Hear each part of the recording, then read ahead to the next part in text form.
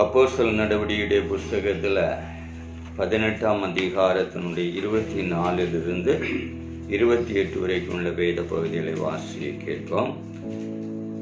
அப்பொழுது அலெக்சாந்திரியா பட்டணத்தில் பிறந்தவனும் சாதுரியவானும் வேதாகமங்களில் வல்லவனுமான அப்போலோ என்னும் பெயர் கொண்ட ஒரு யூதன் எபேசு பட்டணத்துக்கு வந்தான். அவன் கர்த்தருடைய மார்க்கத்திலே உபதேசிக்கப்பட்டு யோவான் கொடுத்த ஸ்நானம் மாத்திரம் அறிந்தவனாயிருந்து ஆவியில் அனலுள்ளவனாய் கர்த்தருக்கு அடுத்தவைகளை திட்டமாய் போதகம் பண்ணி கொண்டு வந்தான். அவன் செப ஆலயத்தில் தைரியமாய் பேச தொடங்கின போது ஆக்கிலாவும் பிரிஸ்கில்லாளும் அவன் பேசுகிறதை கேட்டு அவனை சேர்த்து கொண்டு தேவனுடைய மார்க்கத்தை அதிக திட்டமாய் அவனுக்கு விவரித்து காண்பித்தார்கள்.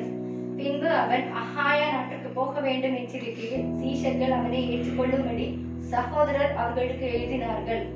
அவன் அங்கே வந்த பின்பு வெளியரங்கமாக யூதர்களுடனே பலமாய் தர்க்கம் பண்ணி இயேசுவே கிறிஸ்து என்று வேத வாக்கியங்களை கொண்டு திருஷ்டாந்தப்படுத்தினபடியால் கிருபையினாலே விசுவாசிகளானவர்களுக்கு மிகவும் உதவியாய் இருந்தார்.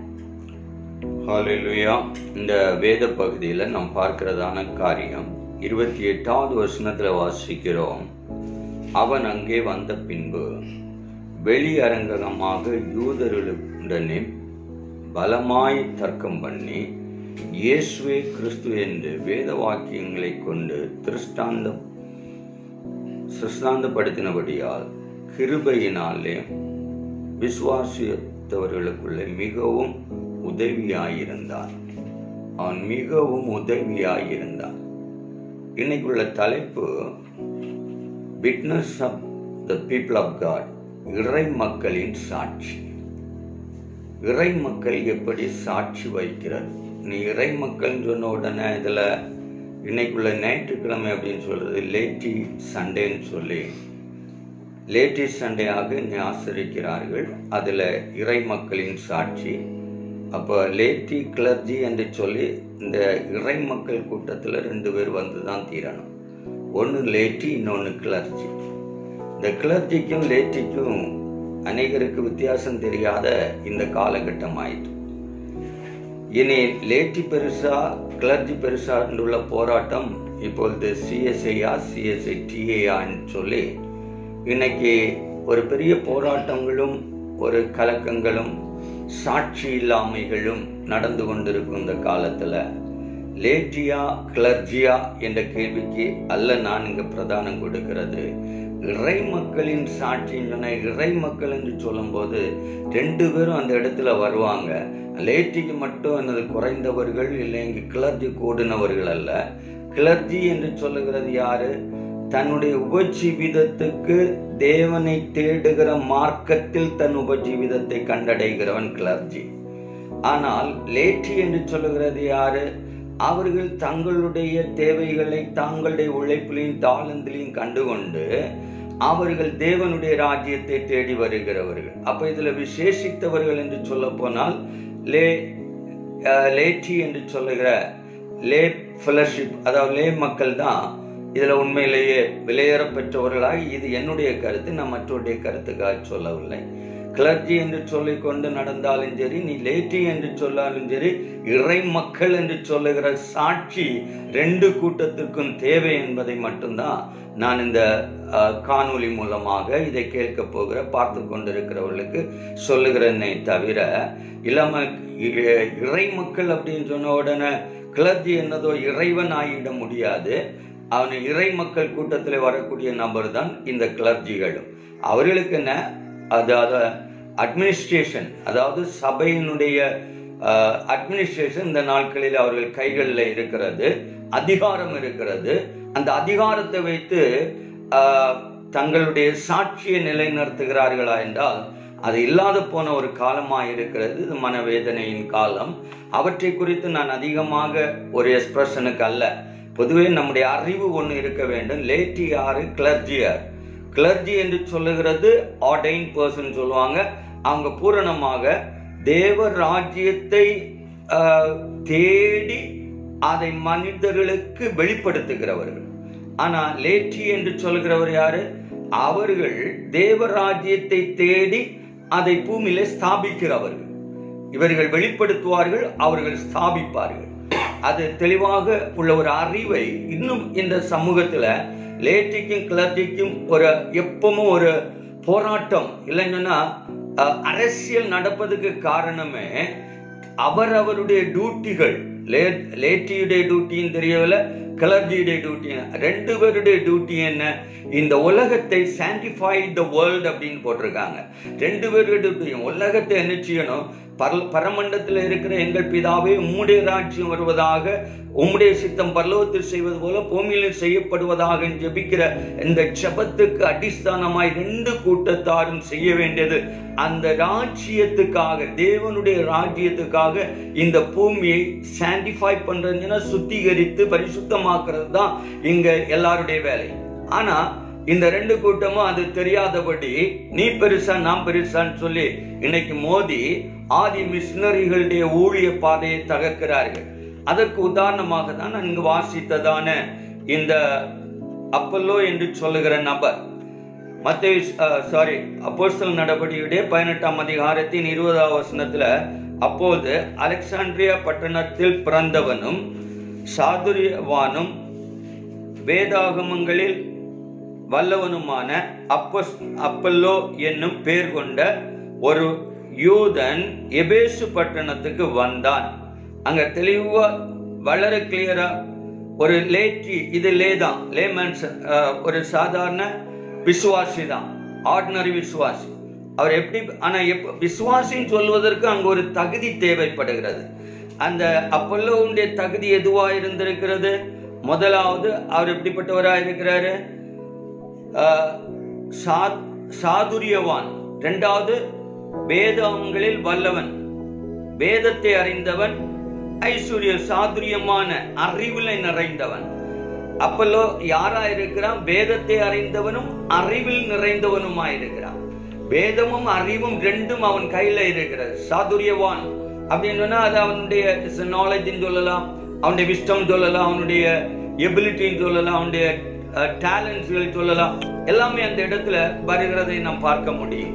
அப்ப இந்த பகுதியில நாம் படிக்கிற ஒரு முக்கியமான பாடம் என்று சொல்லுகிறது, இந்த அப்பல்லோவை பொறுத்தவரையில அவனுக்கு வேதமும் தெரியும், அதே நேரம் ஞானமும் உண்டு. இன்னைக்கு உலகத்துல இன்னைக்கு சபைகளில் நாம் பார்க்கும்போது வேதத்தை புறக்கணித்து விட்டு அரசியலை நடத்துவதிலே தான் லே பீப்புள் என்ன நினைக்கிறார்கள், அதிக முக்கியத்துவம் கொடுத்து கொண்டிருக்கிறார்கள். வேதத்தை மறந்து அரசியலுக்குள்ள ஜம்ப் பண்ணுகிறதுனாலதான் இன்னை அநேகருடைய வாழ்க்கையில என்ன செய்ய முடியவில்லை என்றால், கர்த்தருடைய வசனத்துக்குள்ளே அவர்களால் என்ன செய்ய முடியவில்லை, வர முடியவில்லை. ஆனா அப்பல்லோ எப்படிப்பட்டவராயிருக்கிறார்? அவர் ஞானமுள்ள மனுஷனும் அவர் வேதத்தை கை கொள்ளுகிற மனுஷனுமாய், வேதத்துல வல்லமை, அதாவது வல்லுனனாக இருக்கிறார், அதாவது வேத அறிவுல நிறைவுள்ள மனுஷனாகவும் இருக்கிறார்.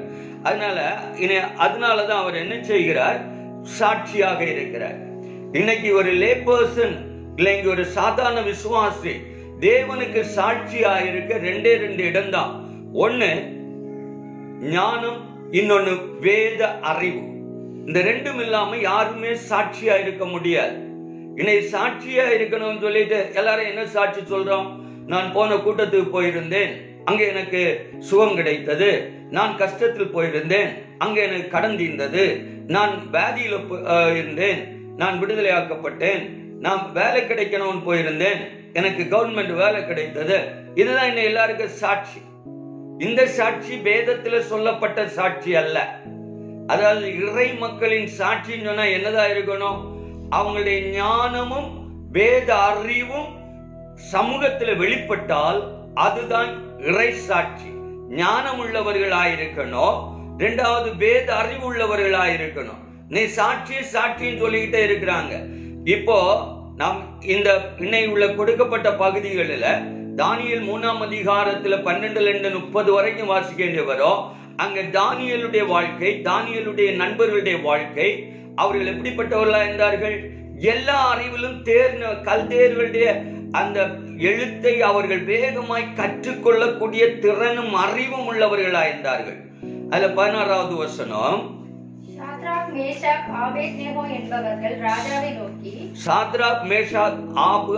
ஆபேத்நேகோ என்பவர்கள் ராஜாவை நோக்கி ராஜாவை நோக்கி நேபுகாத்நேச்சாரே, இந்த காரியத்தை குறித்து உமக்கு உத்தரவு சொல்ல எங்களுக்கு அவசியம் இல்லை. நாங்கள் ஆராதிக்கிற எங்கள் தேவன் எங்களை தப்புவிக்க வல்லவராய் இருக்கிறார். அவர் எரிகிற அக்கினி சூளைக்கும் ராஜாவாகிய உம்முடைய கைக்கும் நீங்களாக்கி விடுவிப்பார். அப்போ இங்க எவ்வளவு அருமையான ஒரு சாட்சி 3 பேர் சேர்ந்து சொல்றாங்க. அக்கினி சூளையில தூக்கி போட்ட பிறகு நீ ஏன் எரியாம இருந்தல, இதெல்லாம் உங்ககிட்ட சொல்ல வேண்டிய அவசியமே இல்லை. அங்கதான் சாட்சியானது நிலை நிற்கிறது. அங்க என்ன சாட்சியை பார்க்கிறோம்? சாத்ராக், மேஷாக், ஆபேத் நேகோ என்று சொல்லக்கூடிய 3 பேருடைய வாழ்க்கையில அக்னியே அவங்களுடைய அவங்க எடுத்த தீர்மானங்கள். அதாவது உலகம் முழுவதும் ஒரு போக்குல போகுது. என்ன போக்குல போகுது? எல்லாரும் நேபுகாத்நேச்சருடைய சிலையை கும்பிடலன்னு அவனை பிடிச்சு உடனே தீல போடணும். அதாங்க சட்டம். அப்ப இவர்கள் 3 பேர் நினைச்சுமாங்க செய்ய மாட்டோம். ஏன்? விசுவாசத்தின் சாட்சி அங்க வெளிப்படுத்துகிறார்கள். இன்னைக்கு நம்முடைய கண்டிஷன் என்ன? கவர்மெண்ட்ல என்ன ஆர்டர் இருக்கோ அப்படிதான் செய்யணும். அதை மீறினா எங்களுக்கு பிரச்சனை வரும். கவர்மெண்ட் எந்த கவர்மெண்ட்டுக்காக ஒரு கிளர்ஜியா இருந்தாலும் சரி, ஒரு லேட்டியா இருந்தாலும் சரி, சேவை பண்ணுகிறவனுக்குள்ள அறிவு கூட கிடையாது. கேட்டா சொல்லுவாங்க ஊரோட ஒத்து போனோம். நீ ஊரோட ஒத்து போயிருந்தா அப்ப அவங்க 3 பேர் என்னாச்சு? அவங்கள ஊரோட ஒத்து போயிருந்தா அக்னியின் சாட்சியாய் அவர்கள் கர்த்தரை வெளிப்படுத்த முடியுமா?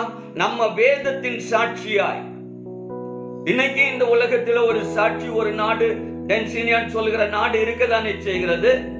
இன்னைக்கு கோவிட் சொல்லக்கூடியதை வச்சு எல்லாரையும் அடிமைப்படுத்தும் போது அங்க பிரசிடென்ட் உட்பட எல்லாருமே ஆராதனை இந்த நிமிஷம் வரைக்கும் அவங்க லாக்டவுன் பண்ணாமல எல்லா இடத்துலயும் அங்க கோவிடே வர இல்லையே.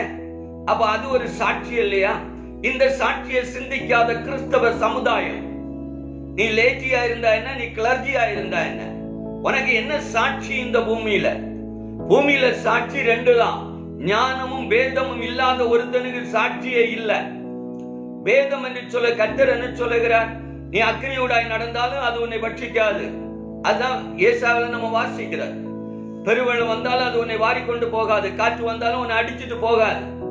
அவ அவ்வளவு பெரிய இயற்கையின் மேல அதிகாரம் உள்ள தேவனை ஆராதிக்கிற ஒரு கிறிஸ்தவ சமுதாயத்தின் சாட்சி அப்படின்னு சொல்லி வரும்போது அந்த சாட்சியை குறித்த சிந்தனையே இல்லாதபடி எதையோ அரசியல் பேசுகிற கிறிஸ்தவமாய் இன்று அமைந்திருக்கிற இந்த பரிதாப நிலைமையில இருந்து அருமையான தேவனுடைய பிள்ளைகள் மனம் திரும்பாதது வரைக்கும், வேதத்துக்கு நேராக நீ வராதது வரைக்கும், நீ வேதத்தை மறந்து நீ எந்த ஒரு காரியத்தை செய்தாலும் அது உன்னுடைய சாட்சி அல்ல என்பதை அன்போடு நான் தெரிவித்துக் கொள்கிறேன். சாட்சி சாட்சி சாட்சி. வாட் இஸ் தி சாட்சி? அங்க சாட்சின்னு பாக்குற வேளையில நம்ம 3ஆம் அதிகாரம் வீட்டுல இருந்து வாசிங்க எல்லாரும். பாருங்க அங்க என்ன சாட்சி இருக்கிறது அவர்களுடைய வாழ்க்கையில. அதாவது ராஜ போஜனத்தை வேண்டாம் வைக்கிறாங்க, அங்கேயும் சாட்சி வருகிறது. போஜனத்திலையும் சாட்சியை காட்டுகிறார்கள். இப்படி சாப்பிட்டாதான் உடம்பு வைக்கும் அப்படின்றலாம்.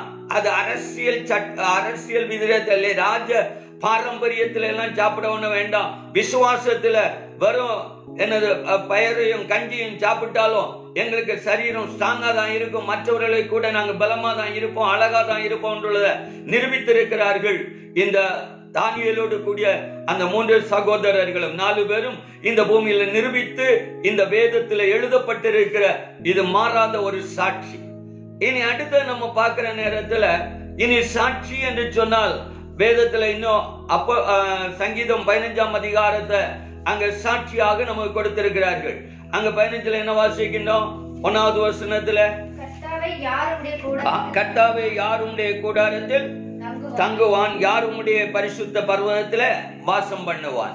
யாருடைய கூடாரத்தில் தங்குவான், யாருடைய பரிசுத்த பர்வதத்துல. இன்னைக்கு எல்லாரும் ஓய்வினால் அவருடைய கூடாரம் சொல்லி ஆளுக்கு ஒரு ஆலயத்தை கட்டி வச்சு நம்ம ஓடிக்கொண்டு இருக்கிறோம். அந்த ஆலயத்துக்குள்ள போகிற நாம் எப்படிப்பட்டவர்களா இருக்கிறோம்? ஆலயத்துக்குள்ள யார் இருப்பான்னு நினைக்கிறோம்? நம்முடைய எண்ணங்கள் என்ன? கர்த்தாவே யாருடைய கூடாரத்தில் தங்குவான். தேவன் வாசம் பண்ணுகிற ஸ்தலம் தான் ஆலயம் உள்ள அறிவு இருந்திருந்தால் அது எந்த கட்டடமா இருந்தாலும் சரி, நாம் ஆலய ஆராதனைக்கு ஒரு கட்டடம் வைத்திருந்தா அங்க தேவன் வாசம் பண்ணுகிறார். அந்த ஆலயத்துல யார் போக முடியும்? அந்த கேள்வி ஒண்ணு அநேகர் சிந்திப்பதே கிடையாது. யார் போக முடியும்? 84வது சங்கீதத்துல 4வது வசனத்தை வாசித்தா, எப்போது உம்மை துதித்து கொண்டிருப்பவர்கள் தான் ஆலயத்துக்கு போனோம். வாயில எப்பவும் துதி இல்லாம, வாழ்க்கையில துதி இல்லாம, ஆண்டவரை துதிக்க தெரியாதவன் ஆலயத்துல போயிட்டு அவருடைய கூடாரத்துல வாசம் பண்ணுகிறேன், அவருடைய ஆலயத்தை கட்டி விட்டேன். ஆலயம் சொன்னா அங்க ஆண்டவருடைய துதி இருக்கிற இடம் தான் ஆலயம். அங்க போகிறவன் சாட்சின்னு சொல்றது, அவனுடைய சாட்சி அவனுக்கு துதியின் சாட்சி உள்ளவனாய், துதிக்க தெரிந்தவனாய் இருக்கணும்.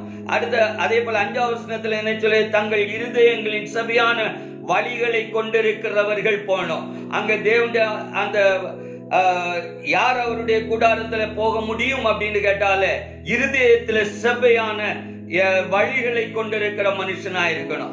இருதயத்தின் வழிகள் சபையா இருக்கணும். இருதயத்துல தாறுமாறானவர்களை சிந்தித்து கொண்டு ஆலயத்துக்குள்ள பிரவேசிப்பதனால நாம் ஆண்டவருக்கு சாட்சிகளாக இருக்க முடியாது. 3வது நாம் அங்க பார்க்கிறது 27வது சங்கீதத்தினுடைய 4வது வசனத்துல அங்க 27:4 கர்த்தரிடத்தில் ஒன்றை நான் கேட்டேன், அதையே நாடுவேன். நான் கர்த்தருடைய மகிமையை பார்க்கும்படியாகவும் அவருடைய ஆலயத்தில் ஆராய்ச்சி செய்யும்படியாகவும் நான் என் ஜீவனுள்ள நாளெல்லாம் கர்த்தருடைய ஆலயத்தில் தங்கி இருப்பதையே நாடுவேன். அங்க என்ன சொல்லி இருக்கு? நான் கர்த்தருடைய மகிமை பார்க்கும்படியாகவும் அவருடைய ஆலயத்தில் ஆராய்ச்சி செய்யும்படியாகவும். அங்க எதுக்காக நம்ம ஆலயத்துக்கு போறோம்? நம்ம சாட்சி என்னது? நம்ம என்ன சாட்சியோட அங்க போறோம்? எதுக்காக போய் கொண்டு இருக்கிறோம்? கர்த்தருடைய மகிமையை ஆராய்ந்து கண்டுபிடிக்க. அப்ப மகிமையை வெளிப்படுத்துகிற சாட்சிகளாய் ஆலயத்துக்கு போகணும். துதியின் சாட்சிகளாய் ஆலயத்துக்கு போகணும்.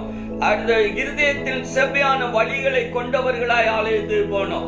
அப்பதான் இது சாட்சி. இருதயத்துல எல்லா அழுக்கையும் சுமந்துகிட்டு போகும்போது அங்க சாட்சியே வராது. முகப்பாவனையிலே சாட்சியினுடையதுல அது ஆவேசத்தினுடையதும் கோபத்தினுடையதும் குரோதத்தினுடைய சாட்சிகளோடு கூட ஆலயத்துக்குள்ள பிரவேசித்துட்டு நாங்க ஆலயத்துக்கு போய் வந்தோம்னு சொல்லுகிறதுனால ஒரு லேட்டியும் சாட்சியா இருக்க முடியாது, ஒரு கிளர்ஜியும் சாட்சியா இருக்க முடியாது. லேட்டிக்கு பிரசங்கம் பண்ண சொன்னா கிளர்ஜியா பிடிக்கிற அப்படின்னு கேட்காத. லேட்டியா இருந்தாலும் கிளர்ஜியா இருந்தாலும் வேலை ஒண்ணுதான். அது நமக்கு முதலாவது தெரியணும். நம்முடைய வேலை என்ன? தேவனுடைய ராஜ்யத்தை பூமியில என்ன செய்கிறது? உருவாக்குறது. இல்லைன்னா தேவ ராஜ்யத்தை 2 பேருமே தேடி கண்டுபிடிக்கிறவர்கள் தான். விசுவாசியா நீ ஆலயத்துக்கு வந்தாலும் சரி, நீ ஊழியக்காரன் ஆலயத்துக்குள்ள வந்தாலும் சரி, எதுக்காக நான் ஆலயத்துக்குள்ள போகிறேன்? To search and find out the God's kingdom. தேவனுடைய ராஜ்யத்தை தேடி கண்டுபிடிக்கதான் ஆலய பிரகாரங்களில ஒவ்வொரு ஓய்வு நாளிலையும் போயிட்டு இருக்கிறோமே தவிர, அங்க போய் இருந்துகிட்டு அவரவருடைய மன கோணல்களையும் வைராக்கியங்களையும் வெளிப்படுத்துவதற்கல்ல. வாசித்து பாருங்கள் நீதிமொழியுடைய புஸ்தகம் 28ஆம் அதிகாரத்துல 18வது வசனம். உத்தமனாய் நடக்கிறவன் ரட்சிக்கப்படுவான். உத்தமனாய் நடக்கிறவன் ரட்சிக்கப்படுவான். மாறுபாடான இருவழியில் நடக்கிறவனோ அவற்றில் ஒன்றிலே விழுவான். இன்னைக்கு சாட்சி இப்படிதான் இருக்குது. ஏதாவது ஒண்ணுல போய் விழுது. உத்தமமாய் இருக்கிறவன் என்ன செய்வான்? ரட்சிக்கப்படுவான். மாறுபாடா இருக்கிறவன் எதுல ஒண்ணுல போய் விழுவான். அதனால இன்னைக்கு எங்கேயாவது ஒரு இடத்துல விழுந்து கிடந்துகிட்டு எழும்ப முடியாதபடி சாட்சிகளை நாம் கெடுத்து கொண்டு இருக்கிறோம். அது மாத்திரமல்ல, இன்னும் வேதத்துல ஏசாயா 33:15 வாசித்து பாருங்க. ஏசாயா 33:15. நீதியாய் நடந்து செம்மையானவைகளை பேசி செய்வதால் வரும் ஆதாயத்தை வெறுத்து என்ன செய்யணும்? கிறிஸ்தவன் எல்லாம் என்ன செய்யணும்? இன்னைக்கு லேட்டி எல்லாம் என்ன செய்யணும்? இல்லை கிளர்ஜி எல்லாம் என்ன செய்யணும்? அதாவது செம்மையானவை பேசி இடுக்கன் செய்வதால் வருகிற ஆதாயத்தை வெறுக்கணும். இன்னைக்கு ஆதாயம் ஒரு எண்ணமாய் ஆராதனைகளில் வெளிப்படுகிறதுனாலதான் ஆராதனை என்றாலே ஒரு சாட்சி இல்லாமல் போனது. எதுக்காக? ஆதாயம் என்று சொல்லுகிற ஒரு நோக்கம் இருக்கிறதுனால. என்ன வகையான ஆதாயம்? பைனான்சியல், அதிகாரம், ரெண்டுமே. பணமும் இருக்கும், அதிகாரம் இருந்தா இன்னைக்கு எதையுமே செய்யலாமே. பாவனை நம்முடைய சமூகத்தில் நடந்திருக்கிறதான ஒரு வெட்கக்கேடான காரியம் என்ன? ஒருவரை பிடித்து ஜெயில அடைத்து விட்ட உடனே தன் அதிகாரத்துல ஒரு நாள் அதே நபர் தெருவில் நாயாக ரோட்டில் உட்கார்ந்து இருந்த நாட்கள் உண்டு. ஆலய வாசலுக்கு முன்னாடி உட்கார்ந்து இருந்துட்டு நாயை போல உட்கார்ந்து எனக்கு வழியே இல்லை, வாழ்க்கையே இல்லை, என்ன அதிகாரத்துக்குள்ள விடவில்லை என்று துடித்த நாட்கள் உண்டு.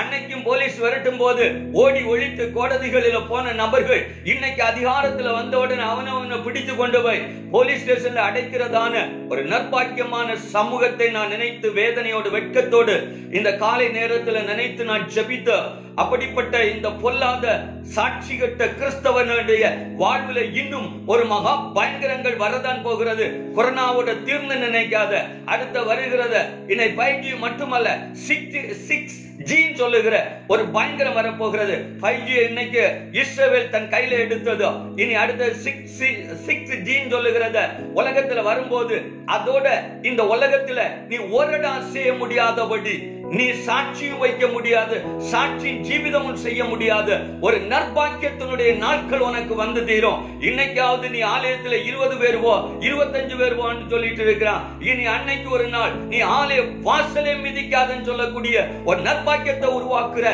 அதிகார பெருமை கொண்ட ஆதாயம் உனக்கு அதிகாரமா இருக்கிறது இல்ல. அப்படிப்பட்ட நபர்கள் மனம் திரும்பாமல் போனால் இந்த காலம் பொல்லாதது என்பதை நினைத்துக்கொள். இது காலம் பொல்லாதது. நீ யாரையோ கொண்டு போய் டார்ச்சர் பண்றதுனால அவமானங்களை இந்த லேட்டீஸ் இன்னைக்கு உருவாக்கி கொண்டிருக்கிறீர்கள். கிளர்ச்சி அதற்கு மேல் கிளர்ச்சி அவலட்சணமாயிருக்கிறது, லேச்சி அவமானமாயிருக்கிறது. லேச்சி கிளர்ச்சி என்ன சண்டே ஒரு பேரை வச்சு பிரசங்கிச்சா உடனே எல்லாம் பரலோகம் போலாம் நினைக்கிறாங்க. நீ எந்த பேரை வச்சு எந்த தலைப்பை வச்சு பேசினாலும் சரி, வேதம் தெளிவான ஒன்றுதான். வேத அறிவும் இருதய ஞானமும் இல்லாத ஒரு மனுஷன் சாட்சியா இருக்கவே முடியாது. ஆனால் அந்த சாட்சியின் அனுபவங்களை நாம் உருவாக்க வேண்டிய ஒரு கட்டாயத்தில் இருந்து கொண்டிருக்கிறோம். ஆனால் சாட்சி உருவாக்க வேண்டும் என்றால் முதலாவது வேதத்தையும் ஞானத்தையும் தேடு. வேத ஞானத்தை தேடு, ஜெப ஞானத்தை தேடு, பரிசுத்தத்தை தேடு, சமூகத்தில் பரிசுத்தத்தை நிலைநாட்டு, இருதயத்தில் செவ்வையானதை சிந்தி துதியின் நாவை எடுத்துக்கொள். நீ தேவனுடைய மகிமை ஆராயப்பார். அந்த மகிமை எவ்வளவு பெரிய மகிமை. அதை விட்டுட்டு நாம் எதையும் நடத்திட்டு இருக்கிறோம். அந்த நிலைமைகளிலிருந்து வெளியே வருவோம்.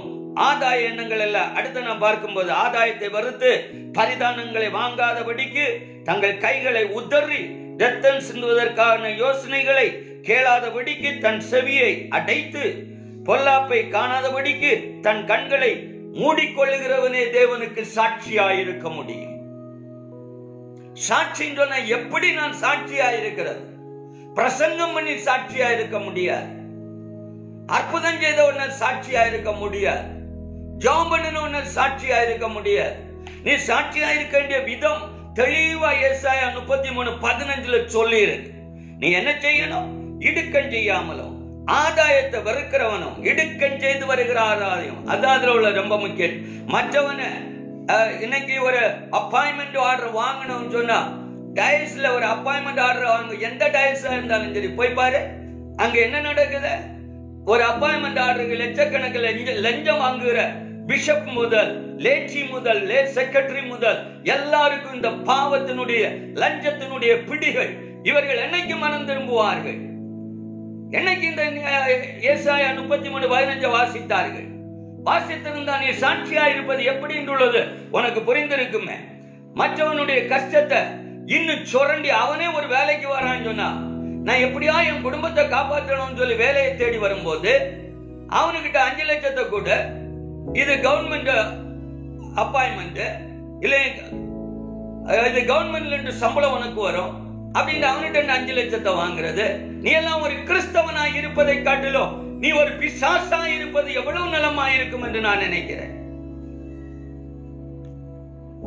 வேதத்தை ஒண்ணு படி. சாட்சி லேட்டியின் சாட்சி என்று சொல்லி சாட்சி சாட்சின்னு போதாது. வேதத்துல என்ன இடுக்கண் பண்ணாத. அடுத்து என்ன சொல்லி இருக்கு? ஆதாயத்தை தேடாத. அடுத்து என்ன? ரத்தம் சிந்தாத, பரிதானம் வாங்காத. அடுத்தது ரத்தம் சிந்தும் யோசனைகளை கேளாத. அடுத்த பொய்யான சாட்சிகளுக்கு கண்ணுகளை மூடு, பொய் சொல்லாத அப்படின்னு சொன்னா எல்லா பாவத்தையும் நாங்கள் செய்வோம். ஆனா நாங்கள் லேட்டின் ஒரு சண்டையை வைப்போம். நீ லேட்டி சண்டையை வைக்க வேண்டாம். நீ கிளர்ச்சி சண்டையும் வைக்க வேண்டாம். முதலாவது வேதத்தை கற்றுக்கொள்ளுகிற வழி எதுன்னு பாரு. பரிசுத்தத்தை தேடுகிற வழி எதுன்னு பாரு. பரிசுத்தத்தின் பாதை எதுன்னு பாரு. ஒருவேளை இந்த காணொளி ஒரு சிலர் கையில போகுண்டுள்ள விசுவாசத்தோட நான் இதுவரைக்கும் சில குரூப்ல போடுறது கிடையாது. இந்த தடவை நான் போடதான் போகிறேன். வேதம் தெரியாததுனால சிலர் நான் இவனை நல்லாக்க போறேன், இவனுடைய குற்றத்தை ஊரெல்லாம் பப்ளிஷ் பண்ண போறேன் சிலருடைய என்ன செய்வார்கள் என்றால் எடுத்து அழகா வாட்ஸ்அப்ல அங்கேயும் போட்டு பரப்புவார்கள். அதனாலே ஒரு நன்மையும் இல்லை. லேர்ன் தி பைபிள்.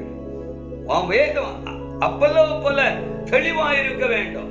அப்பல்லோ என்ன செய்கிறார்? 28 அப்போஸ்தலர் நடவடிக்கை 18:27 என்ன வாசிக்கிறோம்? அவர் அங்கே வந்த பின்பு வெளியரங்கமாய் யூதர்களுடைய பலமாய் தர்க்கம் பண்ணி, நல்லா பார்க்கணும், நீ எதை குறித்து பலமாய் தர்க்கம் பண்ணினார்? பணத்தை குறித்தா, அக்கௌண்ட காணலண்டா, இடத்தை களவாண்டுட்டு போனாண்டா, அது ஒண்ணு அவர் தர்க்கம் பண்ணல. இயேசுவே கிறிஸ்து என்று வேத வாக்கியங்களை கொண்டு திருஷ்டாந்தமாய் என்ன செய்தார்? கிருபையிலே, அதாவது திருஷ்டாந்தமாய் நிரூபிக்கிறார். இனி கிருபையிலே அவர்களுக்கு மிகவும் உதவியாயிருந்தார். விசுவாசிகளுக்கு உதவியாயிருந்தார்.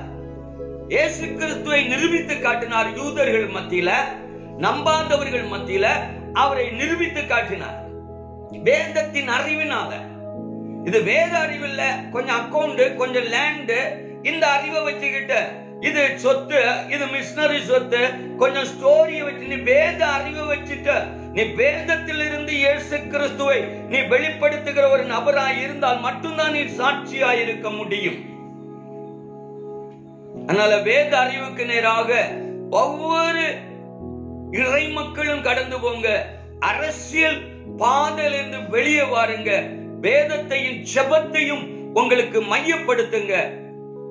ஒரு வசனத்தை கூட நான் வாசித்து நடத்துறேன். தீத்துடைய புஸ்தகம் 3ஆம் அதிகாரம், தீத்து எழுதின நிருபம் 3ஆம் அதிகாரம் 2வது வசனம்.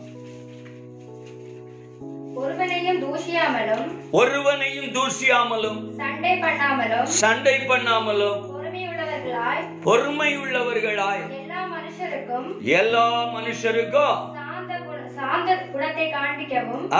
என்ன காட்டணும்? சாந்த குணத்தை காண்பிக்கவும் அவர்களுக்கு நினைப்போட்டு. That's what I have done here. நீ ஒரு நினைக்கல என்ன இந்த காணொளி மூலமா நீ பிரசன்ட் பண்ற? வேதத்துல என்ன சொல்லி இருக்கு? சண்டை போடாதன்னு சொல்லி இருக்கு. ஆனா நம்ம என்ன செய்கிறோம்? எல்லா இடத்திலும் சண்டை, எங்க பார்த்தாலும் சண்டை. அதாவது ஒருவனையும் தூசியாமலும் சண்டை பண்ணாமலும் பொறுமை உள்ளவர்களாய் எல்லா மனுஷருக்கும் சாந்த குணத்தை காண்பிக்க அவர்களுக்கு நினைப்பூட்டு. அதான் ஒரு லே பர்சனா இருந்தாலும் சரி, கிளர்ஜியா இருந்தாலும் சரி, சாட்சி.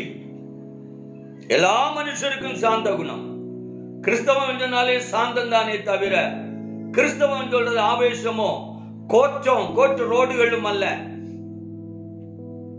கோர்ட்டு வாசல்களை காக்க வைக்கிறதுனால ஒருத்தன் பிஷப்னு சொல்லிட்டார். தன்னை பெருமைப்படுத்திக் கொள்ள வேண்டிய அவசியம் இல்ல.